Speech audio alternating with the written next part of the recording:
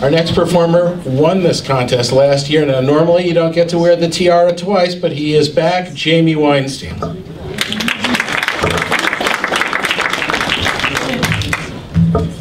Well, it's great to be back here. I'm told by Richard I actually can't win again, so that's unfortunate. But I'm actually proud to be the funniest celebrity in DC. But I understand that I'm not actually a celebrity, and unfortunately, most of the people here aren't actually celebrities here tonight, with the exception, I think, of Ralph Nader. Ralph Nader, but yeah, give him a round of applause. Ralph Nader is actually a celebrity. Ralph, I think I speak for all of us here tonight that we're actually kind of surprised to see you here tonight. Not because we don't think you're funny, but we didn't know you were still alive. No. I talked to Ralph before this.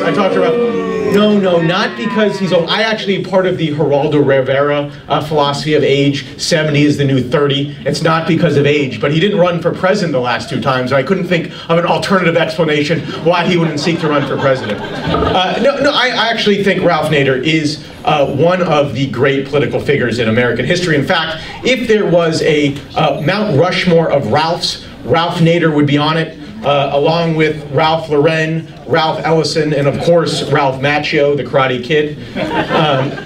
But Ralph Nader has achieved quite a bit in his career.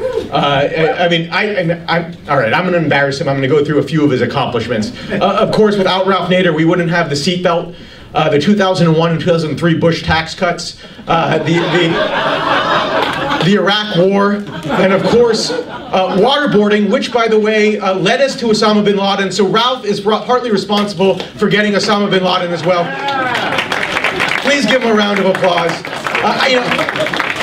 Ralph doesn't like to talk about this all that much, so I'm not going to embarrass him anymore. But if you're looking for more information about Ralph Nader's accomplishments, may I recommend to you the autobiographies of George W. Bush and Dick Cheney. I'm kidding. I went up to Ralph earlier and I told him I'd rib him a little bit. I like Ralph quite a bit. I'm glad he's here and he had a very funny act. There's a lot in the news today. Of course, one of the big things is we just avoided a big war in Syria. And one of my favorite things about this build-up to the war is that the administration, the Obama administration, was telling us we have to support the moderate rebels in Syria. And then we found out that they were only moderate when you compared them to the Al-Qaeda rebels. They were actually Muslim Brotherhood types that responded to a credo or adhered to a credo that death in the name of Allah is our highest aspiration. Only in Washington is that considered moderate people that we can deal with. And Paul Ryan is an extremist because he read Ayn Rand once or twice. That's like saying Chris Christie is thin when you compare him to the rest of New Jersey. Or Chris Matthews is a genius because Ed Schultz is also a host on MSNBC. It's just not objectively true. Then we have domestically, we have this big defund Obamacare movement. Breitbart's not going to like this one. But I'm a conservative, and a lot of people say that the defund Obamacare movement is impossible. There's no way you can defund Obamacare when you have the Democrats in the Senate and the President Obama, a Democrat in the presidency. It's absolutely impossible. That's poppycock. There's actually plenty of ways that you can defund Obamacare. Ted Cruz can win, and the defund Obamacare can succeed. And I'm going to map out just one strategy in 5 easy steps. If you watch Morning Joe, they put my strategy on TV today. But 5 easy steps to defund Obamacare for the elite media and the Washington establishment. You better pay attention. Number 1, a meteor hits Joe Biden. Step 1. Step 2. A little unable to perform the duties of his office. It was a small meteor. President Obama shocks the political establishment and appoints Louis Gohmert, the congressman from Texas, the next vice president of the United States. Step 3. The Chicago Bulls offer President Obama the chance to play point guard in the next season. Annoyed by the situation in Syria and what he calls those morons in Congress, President Obama decides to fulfill his boyhood dream and take the offer. Louis Gohmert is sworn in as the 45th President of the United States. Step 4.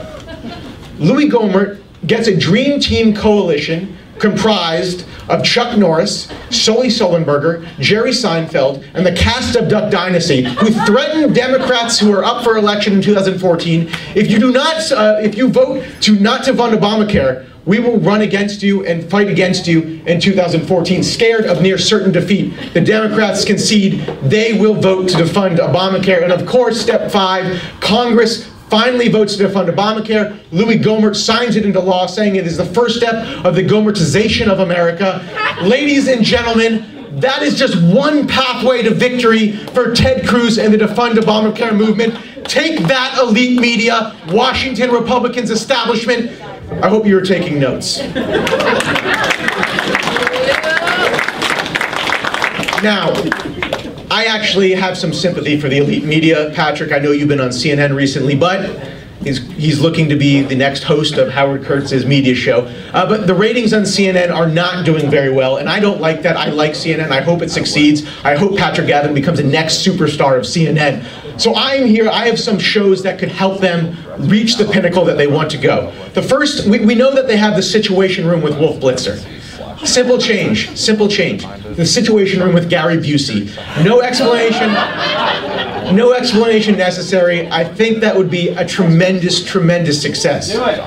Show number 2, Crossfire 2.0. They've already brought it back with a slate of new hosts. I like the host personally. I'm not sure it's going to succeed. Crossfire 2.0, James Carville and a guy on bath salts. Now,